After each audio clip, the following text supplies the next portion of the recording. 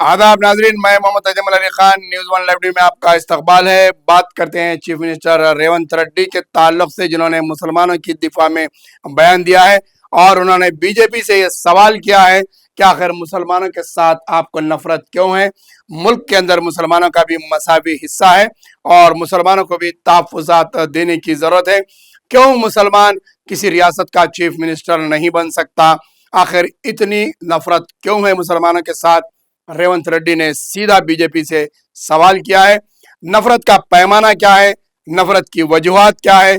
आखिर इस मुल्क के शहरी होने के बावजूद उनके साथ सौतेला सलूक करने के लिए क्यों आए दिन मंसूबे बनाए जाते हैं और बीजेपी इतना नफरत एक मखसूस तबके को लेकर क्यों फैला रही है? और उन्होंने कहा है कि पसमंदगी की बुनियाद पर अगर तहफ़्फ़ुज़ देने की बात की जाए तो मुसलमान बिल्कुल मुस्तहक है, उन्हें तहफ़्फ़ुज़ात की ज़रूरत है, क्योंकि 75 साल से एक कौम को बिना किसी तहफ़्फ़ुज़ के उन्हें रखा गया है, जिससे उनकी दो नस्लें पूरी बर्बाद हो गई, तबाह हो गई है। यानी कि पूरी बेरोज़गारी और ग़ुरबत और इंतहाई आखिरी सतह तक दो नस्लें पहुँच गई है और अब तीसरी नस्ल जब पढ़ के काबिलों के सामने आना चाह रही है तो उन्हें तहफ़्फ़ुज़ात से रोका जा रहा है और उन्हें फ़िरका परस्त ज़हनियत बोई जा रही है।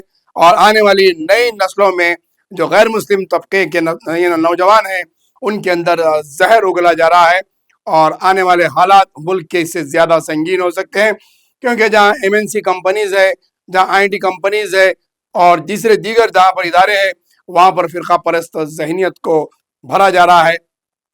ऐसा नज़र आ रहा है कि मुस्लिम तबका सिर्फ अब एक सियासी सतह पर ही फ़िरका परस्ती का मुकाबला नहीं कर रहा है, बल्कि उसे जुडिशरी में, एग्जीक्यूटिव में, NGOs में, IAS IPS ऑफिसर्स में, पुलिस डिपार्टमेंट में, MNC कंपनीज़ में, IT कंपनीज़ में, प्राइवेट सेक्टर्स कंपनीज़ में, सड़कों पर, ट्रेन में, बस में, हर जगह फ़िरका परस्ती का मुकाबला करना पड़ रहा है, क्योंकि मुल्क के अंदर ऐसे ऐसे इलाके हैं जहाँ पर हवा का तो पहुँच हो जाती है, लेकिन लाइट और पानी नहीं पहुँचता, सड़कें नहीं पहुँचती, लेकिन वहाँ तक बीजेपी सरकार ने फ़िरका परस्ती के जहन को पहुँचा दिया है।